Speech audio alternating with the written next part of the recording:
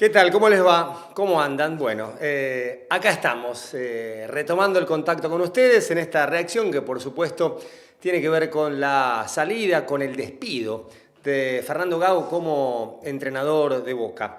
6 meses y medio, desde octubre de 2024 a este fin de abril de 2025, una dinámica que se repite. Hasta incluso podríamos poner un asterisco en la duración de Miguel Russo, que fue el primer entrenador del ciclo de Román Riquelme como dirigente, en ese momento vicepresidente de Jorge Amial, porque Miguelo duró 1 año y medio y en el medio estuvo la pandemia y hubo casi 8 meses sin acción, una pandemia que frenó a ese Boca que había ganado la última Superliga, la 19-20, en ese sprint final contra el River de Gallardo y que había empezado muy bien la Copa de la Liga, que se iba a jugar en un formato diferente, Supercopa o Copa de la Superliga, para decirlo bien, que se iba a jugar en un formato diferente a la del año anterior, que había ganado Tigre con duelo de mano a mano, acá era por zonas, pero bueno, vino la pandemia, se interrumpió el fútbol y cuando se reanudó Boca volvió a ganar, en este caso la Copa Diego Maradona, en el medio también la muerte de Diego en noviembre de 2020, pero este año y 6 meses de Russo con títulos, tiene un periodo importante de su duración sin actividad por la pandemia.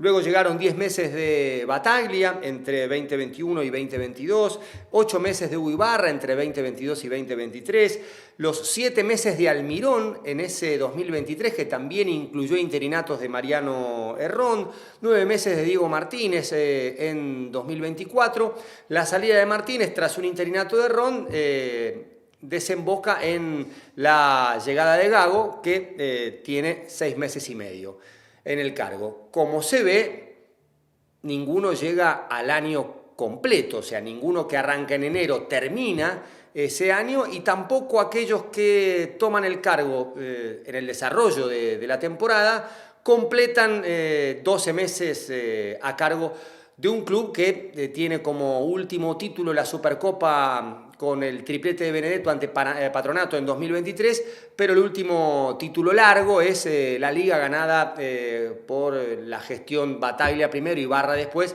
en 2022 justamente contra el Racing de Fernando Gago. Cuando algo se repite con frecuencia podemos hablar de cualquier cosa menos de azar y evidentemente es un modus operandi de Román Riquelme como vicepresidente primero y como presidente ahora de tenerles poca paciencia a los entrenadores. Y en nuestro canal, Manu Olivari en su Manu Time ha hecho una explicación muy detallada, muy precisa y muy clara respecto del sistema de premios y castigos con los jugadores. Y da la sensación de que toda la paciencia, la protección y hasta la sobreprotección que tiene Riquelme con los futbolistas, no la tiene con los entrenadores. Y es lógico porque Román siempre se trató de un jugadorista. Más allá de lo importante que ha sido para él Carlos Bianchi, el entrenador más influyente de su carrera, él mismo lo destaca, incluso en su transición entre futbolista y dirigente, siempre Román habló más de los jugadores como los principales protagonistas, quitándole margen de responsabilidad y de influencia a los técnicos. Y como dirigente, como representante más importante del Consejo de Fútbol, en el que también están Cassini, Serna, Delgado, pero obviamente con una línea muy clara que baja Román primero como vice y ahora como presidente, está claro que ese jugadorismo también se refleja en las decisiones que ha tomado respecto de los futbolistas, más tolerante, incluso con faltas de indisciplina, bajos rendimientos, que con los entrenadores que le duran muy poco. Estamos hablando de, sumando interinatos de Ron, casi 10 ciclos entre entrenadores principales y los interinatos. Por ejemplo, Frank Fabra, que está en el club desde 2016, ha tenido en la gestión de Román como dirigente a Russo, Bataglia, Ibarra, Almirón, Martínez, Gago, además de los interinatos de Ron. Y estamos hablando de un ciclo que comenzó a principios de 2020, final de 2019, cuando le gana la elección a Cristian Gribaudo. Pero Miguel Russo arranca en 2020. Este es el 6º año de la gestión de Román y ya son 7 entrenadores. Veremos ahora cómo arranca el siguiente ciclo. Considerando que Boca hoy es el número 1 en la tabla regular, estaría jugando octavos, cuartos y semis de local en la Bombonera y tiene un partido pendiente de fase de grupos ante Tigre y después vendrían los duelos de mano a mano. Fernando Gago sabía todo esto. Gago sabía que venía a un club con entrenadores de muy corta duración y con un presidente al que él conocía de su etapa de futbolista, fueron compañeros en el seleccionado y en Boca. Sabía que tenía una actitud, una postura respecto de los jugadores y otra bien diferente, en claro contraste con los técnicos. Él lo sabía, hasta incluso cuando termina su ciclo en Racing, antes de tomar Chivas, hay una propuesta de Cruzeiro y la rechaza justamente porque hace una evaluación respecto de cuántos días o cuántos meses duraban los entrenadores en el club de Belo Horizonte. Y hizo una evaluación, obviamente, buscó los datos, dijo, no, a mí me va a pasar lo mismo que los anteriores, pues evidentemente el modus operandi, la toma de decisiones pasa por acá. ¿Por qué eligió Gago llegar a Boca? Imagino que tiene que ver con la oportunidad, con su sentido de pertenencia, que era hincha, que fue futbolista, que le fue muy bien, que tuvo un muy buen primer ciclo, después se va a Europa y regresa para jugar un tramo largo, muy marcado por las lesiones, y sintió que era el momento de, no sé si cumplir un sueño, pero tildar algo que tenía pendiente como entrenador desde que comenzó su carrera. Aún sabiendo que quizás las cosas podían terminar como finalmente terminaron, en un final en el cual yo creo que hay mucha responsabilidad del propio Fernando Gago que tomó las decisiones. Pero él tenía esa información porque era muy fácil de encontrar respecto de cómo les había ido a los entrenadores anteriores. Algunos surgidos de la casa, porque Ibarra y Bataglia estaban en el seno de los entrenadores de reserva, lo mismo el interinato de Ron, y otros que venían de Martínez, por ejemplo, de un muy buen trabajo en Huracán y antes en Tigre, y Jorge Almirón sin trabajo en una situación parecida a la de Miguel Russo. Russo que en el año 2019 había dirigido 2 equipos, Cerro Porteño y Alianza Lima, curiosamente con los 2 se enfrentó con River en aquella Copa Libertadores, pero estaba sin club. Y tanto para Russo como para Almirón, las etapas en Boca, la de Russo con títulos, la de Almirón llegando a la final de la Libertadores 2023, supusieron un relanzamiento. Luego Miguelo fue campeón en Central, ahora dirige en San Lorenzo y Almirón está dirigiendo a Colo-Colo. El año pasado, por ejemplo, llegó a cuarto de final de Copa Libertadores, quedó eliminado por River. Pero más allá de cómo llegaban, la salida era bastante parecida. Una YPF para Bataglia, más apacible la salida de Ibarra, Martínez en el vestuario post Belgrano de Córdoba dice yo me voy, acá viene el despido por parte de la comisión directiva o el consejo de fútbol, un despido que también, creo yo, llega fuera de timing. Si había un momento como para tomar la decisión, más allá de lo que había pasado con los otros entrenadores y una duración más corta, si hablamos de resultado traumático, era Alianza Lima. Porque esa derrota por penales en casa lo dejaba a Boca sin Copa Libertadores y sin Copa Sudamericana, lo dejaba sin competición continental. Tenía, por supuesto, el Mundial de Clubes, que es para Boca un objetivo ahora mucho más importante considerando que el 2025 le queda muy largo. No se puede hablar de año perdido en Boca en febrero de ninguna forma, sobre todo con las competiciones a afrontar, pero también tenés el Mundial de Clubes. La eliminación había sido muy traumática, después de un primer partido muy malo en Lima, donde Marchesín fue clave para evitar una derrota más amplia. Fue superior, tuvo chances, la de Cavani en el final, debió haber ganado por más en la Bombonera, debió haber perdido por más en Lima y termina perdiendo por penales. Si hablamos de resultado, que además marcaba no el final de un ciclo, pero sí un punto definitivo del año, que era no jugar copas continentales, era ese. Y había algún reclamo de hinchas que en esa noche de tristeza e indignación era, bueno, ¿por qué no termina el ciclo ahí? Daba la sensación de que esa era una fecha y un contexto apropiado y que nadie o muy pocos habrían objetado. ¿Por qué? Porque tampoco el equipo entregaba buenas sensaciones. Gago había asumido en octubre, tras la salida de Martínez y un cortito interinato de Ron. El objetivo era meterse en la Copa Libertadores, pero no en los duelos de mano a mano, los preliminares, sino en la fase de grupos. No lo podía hacer por la tabla acumulada. Tenía una chance en la Copa Argentina frente a Vélez, un Vélez cuyo mejor momento ya había pasado, le alcanzó para ser campeón en el partido final ante Huracán, tenía que ganarlo y lo ganó, pero no era el Vélez dominante de Quinteros del tramo más importante de la liga.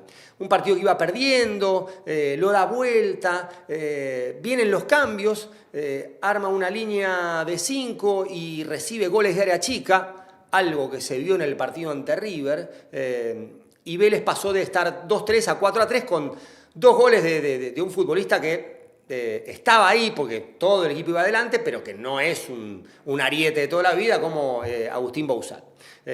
Primera eliminación traumática, porque ahí a Boca se le cierra la puerta de la entrada directa a la Copa Libertadores. Y le quedaba así el consuelo de meterse en los duelos de mano a mano, en esas fases preliminares, ganar 2 instancias y después sí meterse en la fase de grupos con los otros integrantes de ese último bolillero, del número 4, donde podía tocarte un equipo de tu propio país. O sea, se especulaba con la chance de, por ejemplo, que entrara en el grupo de River.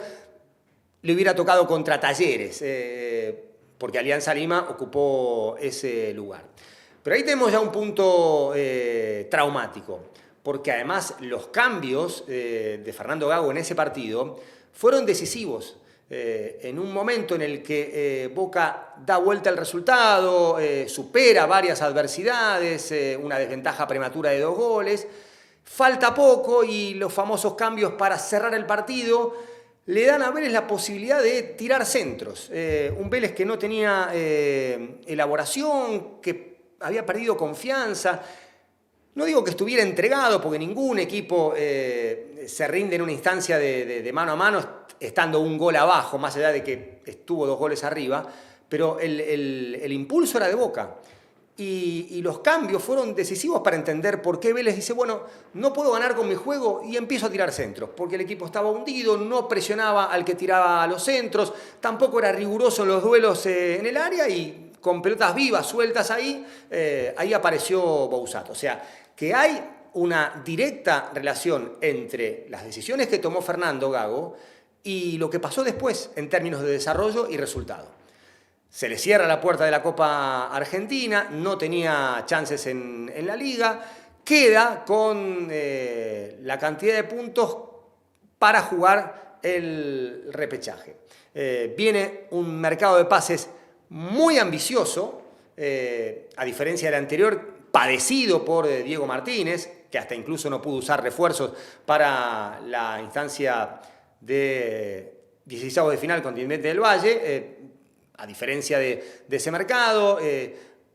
Velasco, Palacios, Ander Herrera, Ayrton Costa, que fue un acierto sin dudas, para ser un elemento más en la rotación de la última línea.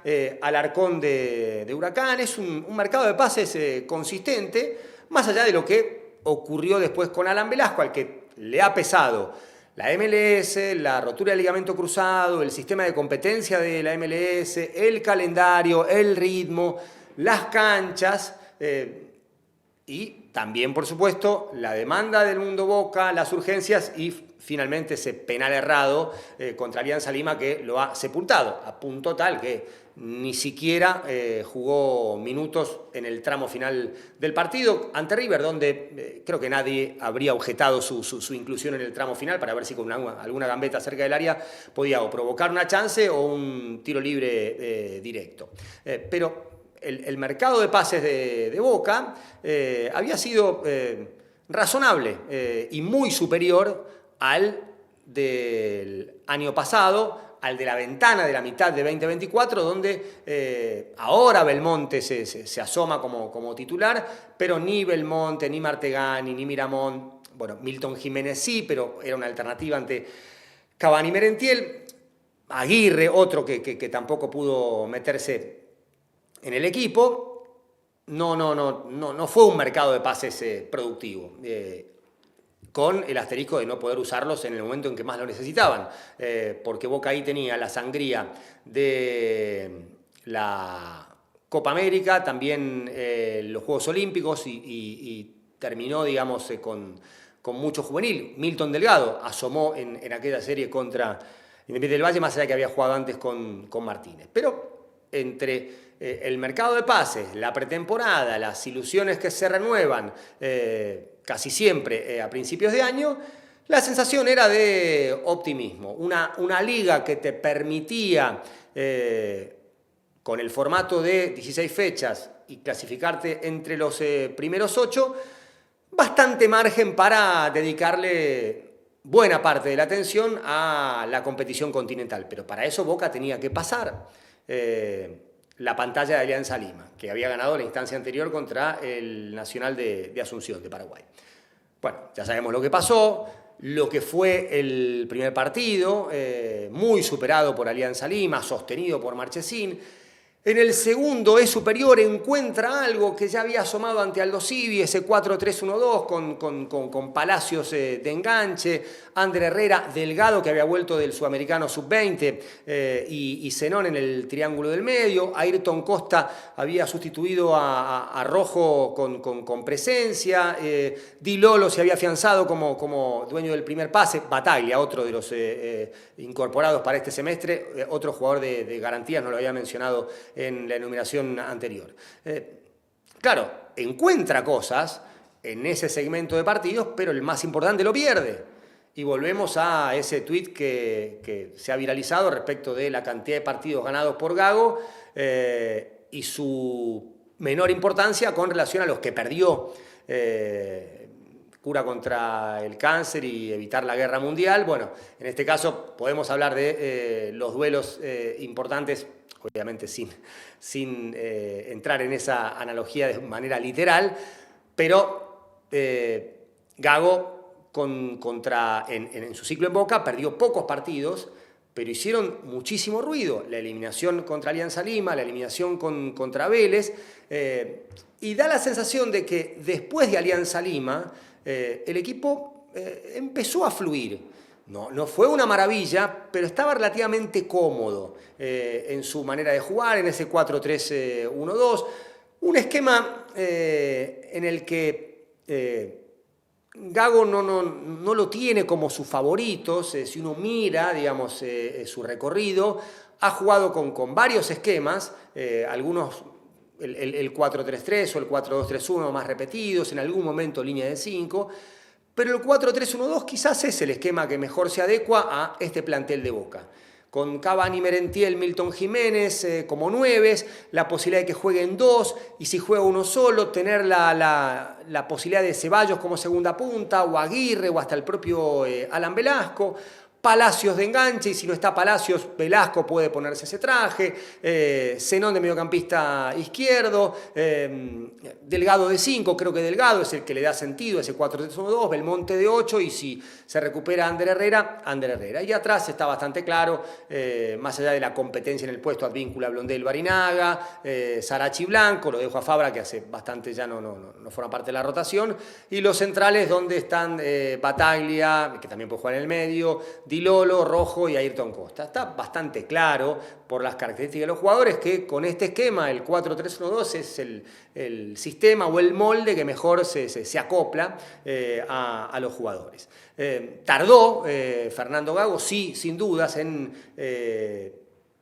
descifrar o verificar que este era, en las características de los jugadores. Fernando Gago es un entrenador bastante intervencionista, por momentos dogmático, pero quizá producto de la, no sé si desesperación, pero sí de la necesidad de encontrar juego rápido, y habiendo descartado otras opciones, empieza a fluirle el esquema, porque, insisto, los jugadores se sienten cómodos. Boca empieza a ganar partidos. Por supuesto que Alianza Lima es imborrable en lo que es el análisis del año, y llega la derrota con Newell's. Una derrota pesada frente a un equipo muy bien preparado por Fabiani, que neutralizó a Boca y tapó a Milton Delgado y le obstruyó los principales circuitos de juego, lo obligó a jugar incómodo, le hizo un gol temprano y terminó ganando con justicia. Esa derrota no tapa las victorias anteriores, pero cada derrota, fueron pocas, 2 en realidad, Newell's y River, remitía inevitablemente a la derrota más pesada que fue Alianza Lima, o la eliminación, porque Boca pierde en Lima y gana en la Bombonera. Luego de ese partido, donde Gago también había metido mano, había sacado creo que a Zenón, ahora me voy a fijar para no cometer errores o injusticias, pero había tomado alguna determinación al respecto. El equipo vuelve a ganar, a jugar buenos partidos. Por ejemplo, contra Belgrano en Córdoba ganó con autoridad, jugando bien. Newell's 2, Boca 0. Perdón, ese día no jugó Palacio, jugó Velasco de enganche. Jugaron Belmonte, Delgado y Zenón. Después entró Ander Herrera y se lastimó. Y Ander Herrera entró por Milton Delgado. Claro, el cambio que hizo para ese partido, que es posterior al 4-0 con Defensa y Justicia, es el ingreso de Belmonte, porque había jugado Alarcón de 8 con Delgado, Zenón y Palacio, Jiménez y Cavani.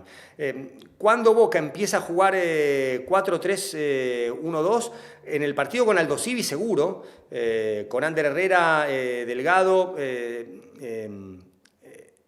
arrancan Ceballos, Martegani, Hanson y Jiménez, y después el equipo muta a un 4-3-1-2 contra Alianza Lima. Ese día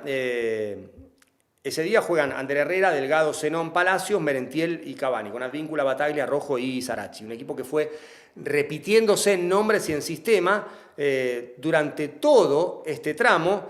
Hablo de Alianza Lima, Central Córdoba, Defensa y Justicia, Newell's aún en la derrota, Barracas, Belgrano, Estudiantes de La Plata y River. 9 partidos. O sea, 8 porque con River cambia. Y ahora vamos a llegar al partido de River. Luego de Newell's vienen 3 victorias seguidas: Barracas, Central, Belgrano y Estudiantes. Las Estudiantes bien, con la adversidad de ese penal que le ataja Mansilla a Cavani, termina haciendo un muy buen segundo tiempo y le gana a un equipo que lo ha complicado y lo sacó de la Copa de la Liga 2024.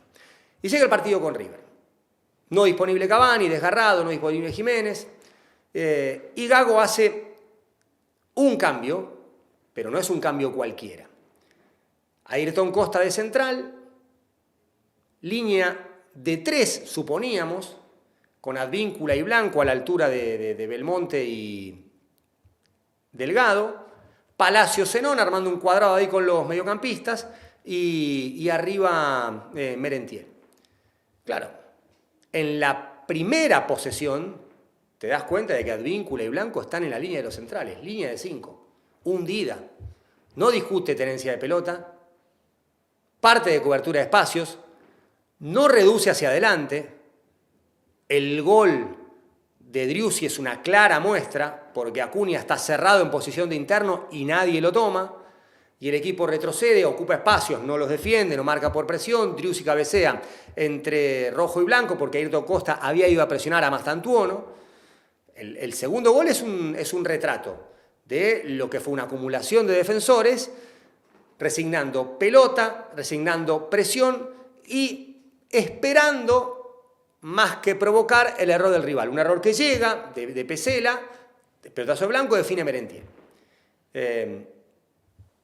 Si Boca hubiera perdido contra River, contra el River Gallardo, salvo Miguel Russo, creo que todos los entrenadores han perdido contra Gallardo desde 2014. Arruabarrena, Guillermo, algunos han ganado también. Alfaro no, porque estuvo poco tiempo. Sí, Alfaro perdió por la Libertadores 2019. O sea, todos han perdido. Salvo Miguel Russo, que tuvo, digamos, el partido de la Copa Argentina, porque el de la Liga lo había dirigido Alfaro, el 0-0, el día de Soldano abierto en la derecha, el día que jugó Daniele De Rossi. Bataglia perdió también en una actuación bastante deslucida, donde el equipo se sintió inferior de entrada y nunca le encontró la vuelta, y decoró el resultado Zambrano sobre el final. Ibarra dirigió un partido y lo ganó con el gol de Benedetto en la cancha de Boca, pero casi todos los que han ido a la cancha de River últimamente han perdido, incluso Almirón. Diego Martínez no, perdió en la cancha de Boca con aquella línea de 5 donde sí veías a los laterales de River adelantados, enfrentados con Advíncula y Blanco.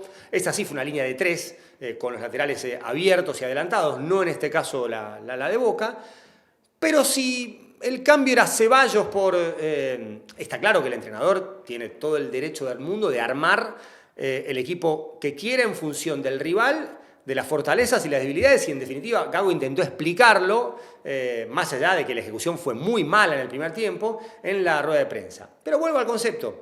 Si jugaba Ceballos, Aguirre, Velasco como compañero de Merentiel, y el partido hubiera sido similar en cuanto a desarrollo, a lo sumo se habría hablado más de este comportamiento de Boca como visitante, que sí va más allá de Gago, que va mucho más allá de la gestión de Fernando Gago como entrenador, y que se ha visto en partidos con Sebastián Bataglia, con Hugo Ibarra, con Jorge Almirón, en el tramo final con Diego Martínez, sobre todo esa derrota con Belgrano,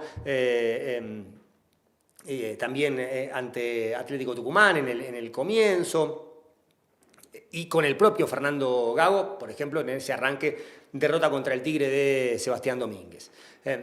Se hubiera hablado más del comportamiento de los jugadores. Otra vez, o sea, Palacios hace el gesto de hace frío. Hay un concepto que en Estados Unidos, y acá usan mucho los politólogos, es el accountability. O sea, tiene que haber correspondencia entre lo que haces y lo que decís, o entre lo que demostrás y lo que producís. O sea, si antes del partido haces el gesto del frío y después durante el partido no la tocas o la tocas poco o la tocas lejos del arco, más allá de que el esquema, y esto es muy, muy importante, si hubo a dos jugadores que desprotegió, fueron a Zenón y a Palacios, y en el segundo tiempo, con el equipo más adelantado, Palacios intervino más y Zenón fue el mejor jugador del equipo. Insisto, más allá de un contexto que lo condicionó y lo perjudicó a Palacios, el hacer el gesto antes. Después tiene que haber correspondencia entre ese gesto y tu rendimiento. Y vuelvo a recomendarles lo que hizo Manu Olivari en nuestro Manu Time. Hablo muy poco de los jugadores y de lo que ha pasado entre la comisión directiva y los futbolistas, porque lo explica muy bien Manu en Manu Time, hablando de la accountability, hablando también de la sobreprotección, tolerancia y la inexistencia de ese sistema de premios y castigos que tiene la actual conducción respecto de los futbolistas. Todo lo contrario respecto de los entrenadores, que duran muy poco. Como dijimos, Miguelo 1 año y 6 meses, pandemia en el medio, Bataglia 10 meses, Ibarra 8 meses, Almirón 7 meses, Martínez 9 meses, Gago 6 meses y medio. Entonces, vuelvo al planteo. Fernando Gago se compró un problema, porque tenía no solo que ganar, sino que le saliera bien. Y acá está la cuestión, en la ejecución. El propio Marcos Rojo en rueda de prensa, sin querer queriendo, dice, y queríamos tener los laterales altos. Y nunca estuvieron altos Advíncula y Blanco en el primer tiempo. En el segundo sí, hubo conducciones de Bataglia en campo rival, algún anticipo de Ayrton Costa en campo de River, quedó expuesto al contraataque, Mastantuono tuvo el tercero, que era pase para Colidio, que se metía con pelota y todo dentro del arco, también tenía tiro Mastantuono. El propio Franco habla del viento en el gol, muchachos. A veces hay que ver fútbol, pero suficiente. Vuelvo a lo importante. Se compró un problema con la elección del esquema, pero sobre todo con el abandono de la idea. Arrigo Sacchi, uno de los mejores entrenadores de la historia del fútbol, dijo alguna vez, yo el sistema lo negocio. No lo negociaba tanto, era un 4-4-2 rígido, pero la idea no. La idea no se negocia, el sistema sí.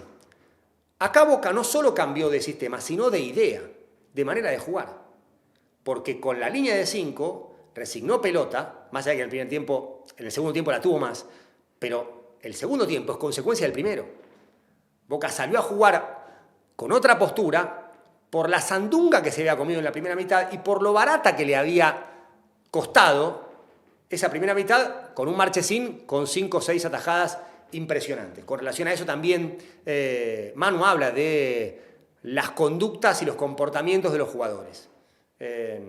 Por lo que, por ejemplo, Marchesín le dijo a Borja en pleno partido, son cosas del fútbol, pero también refleja un estado de ánimo. Y hay que ir para atrás también, las eliminaciones traumáticas en Copa Libertadores, lo que pasó, por ejemplo, en Belo Horizonte luego de la derrota con Atlético Mineiro por penales. Pero Gago se compró un problema. Y hoy el mensaje es, lo tengo acá claro, porque es casi un comunicado oficial. Esperen que lo tengo acá. ¿Y dónde está esto? Fernando Gago no es más DT de Boca, se tomó la decisión de echarlo. La imagen que eligió dar en el Monumental fue la gota que rebalsó el vaso. Lo definió Riquelme junto al Consejo de Fútbol en una reunión que tuvieron en el predio de ayer.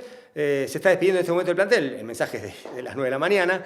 La práctica la va a dirigir Herrón de manera interina mientras Boca busca DT. Por ahora marchan ahí en la pole position de rumores y candidatos.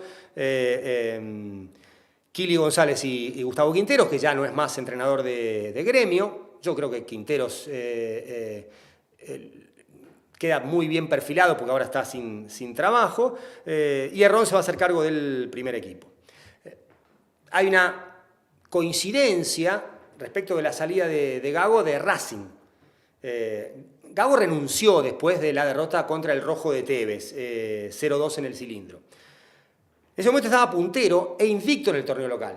Acá estaba puntero e insisto, Boca lo echa, en Racing renuncia. Pero también en Racing había quedado afuera de la Libertadores, contra Boca por penales en el cilindro, y contra Huracán 3-5 en la Copa Argentina en Córdoba. Por el lado de River, la sensación de que otra vez Gallardo es el hecho maldito, algo que pasó no solo con entrenadores, Arrobarrena, Guillermo, sino también con ciclos presidenciales. Gallardo ha sido el hecho maldito del angelicismo, más allá de lo que pasó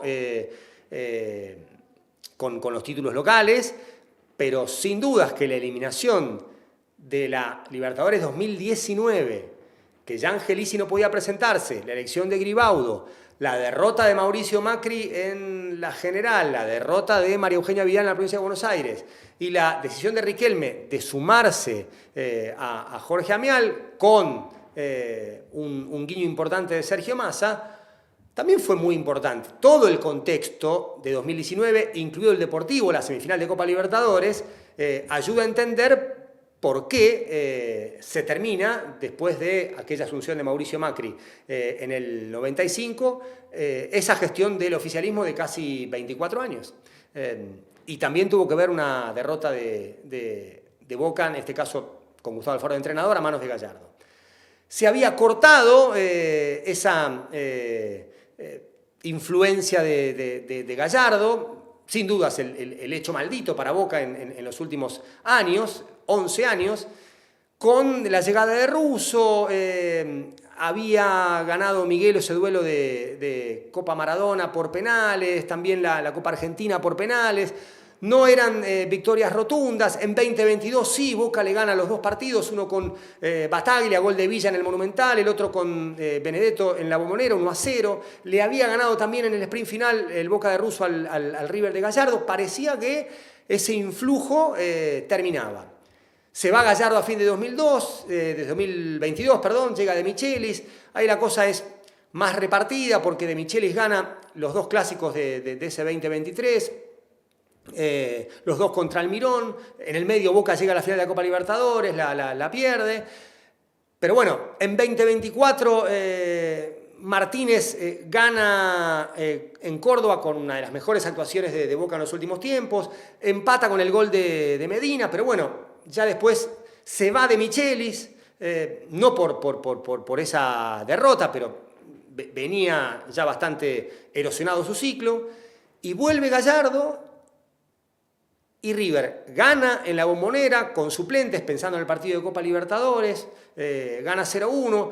Al partido siguiente Boca va a Córdoba, pierde, y ahí Martínez renuncia en el vestuario. O sea, no fue el último partido, pero fue un punto de inflexión importante. Y ahora Boca decide despedir a Gago luego de una derrota contra el River de Gallardo. O sea, había sido el final de Gallardo, o esos últimos años, 2021, 2022, incluso con el duelo de 2020, más favorable a Boca, pero en su vuelta ya ha sido muy influyente, porque los partidos con River, victorias de River, quedan muy cerca de la salida de los últimos dos entrenadores. Martínez, con Belgrano luego, pero la de Gago está directamente vinculada con el partido, con cómo se paró Boca, con cómo salió a jugarlo.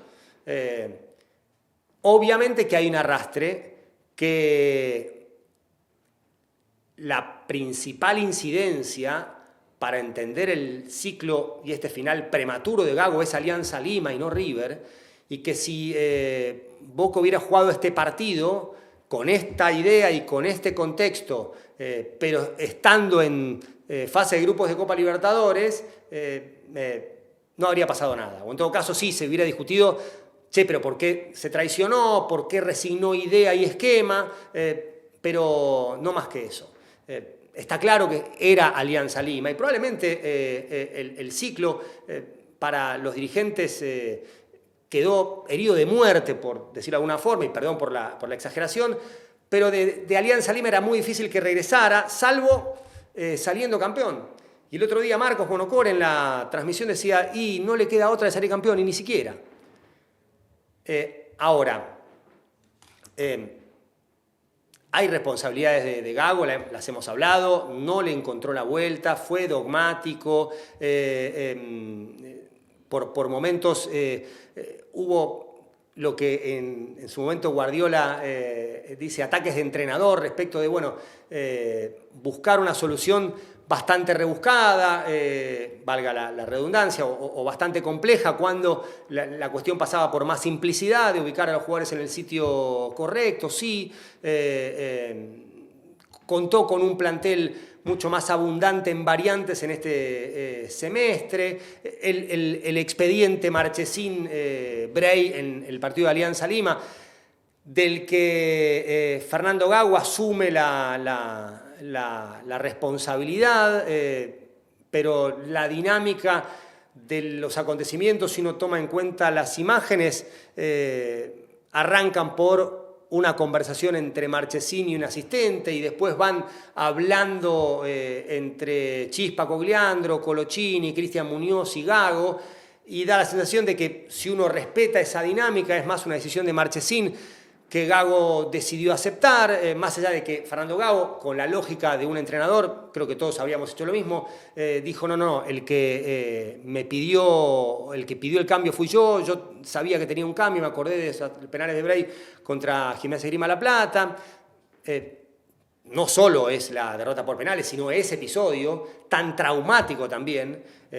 Y acá vuelvo al tema de las eliminaciones traumáticas. Boca ha tenido muchas en muy corto tiempo. Hasta la derrota en la final de Copa Libertadores, terminó con la salida de Almirón.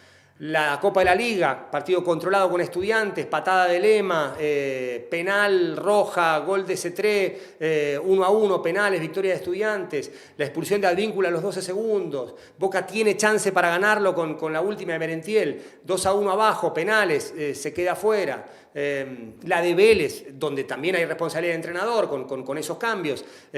Esta derrota con River, la de Alianza Lima, más atrás en el tiempo Corinthians, que le cuesta la salida a Bataglia con los penales que erró Benedetto, la de Atlético Mineiro, con los episodios policiales, además de lo que pasó con el COVID, incluso una final contra Racing que termina con un revoleo de tarjetas rojas en la de Trofeo Campeones. Un Racing dirigido por Gago, que gana 2 finales, esto lo cuenta Manu en Manu Time, en 2022 y 2023, Trofeo de Campeones y la Supercopa Internacional. Todo con mucho trauma, la expulsión de Fabra en la final y la expulsión de Fabra contra Santos. O sea, hay como un estado de ánimo que creo va más allá de Gago, y esta reacción apuntaba a darle contexto a esto, pero sobre todo enfocarme en lo que fueron estos 6 meses y medio de Gago, pero lo que tiene que ver con los jugadores lo explica muy bien Manu en Manu Time. Veremos qué pasa con la sucesión de Gago, que insisto, como planteé en la apertura, sabía cómo habían terminado los entrenadores anteriores y probablemente cómo iba a terminar él. Quizá, o debería tener cierta bronca con él mismo, porque más allá de que pudo haber explicado lo que quiso hacer, uno cuando entrena, no recuerdo quién dijo esta frase, elige la manera de cómo perder. Creo que fue Luis Enrique. Gran documental en Max, no se lo pierdan. No tenéis ni puta idea, se llama. Luis Enrique dice, ganar no depende solamente de mi equipo. Entonces yo cuando entreno y asumo un cargo en un club y les inculco mi manera de jugar, lo que quiero para cada partido, estoy eligiendo la manera de cómo perder. Y Gago eligió una manera de perder en el Clásico muy, muy diferente. Y fue una manera que estuvo directamente vinculada con el desarrollo y con el resultado en el primer tiempo. Porque Boca jugó así de feo por las decisiones que tomó el entrenador. Ahora, esa parte tiene que ver con Fernando Gago. Después hay otra, que es ese contexto del cual Gago sabía dónde se metía y que fue finalmente el que termina despidiéndolo, que no tiene que ver con el entrenador.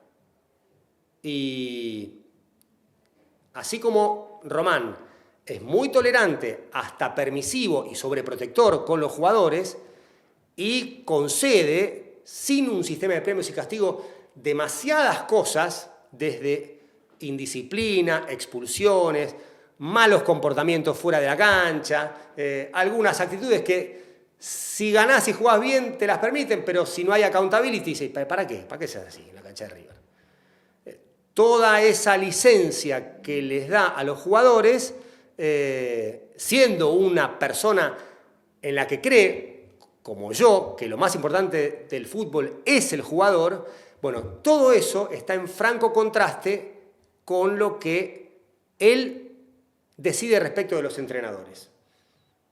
Miguel Orruz 1 año y medio, Bataglia 10 meses, Ibarra 8 meses, Almirón 7 meses, Martínez 9 meses, Gago 6 meses y medio.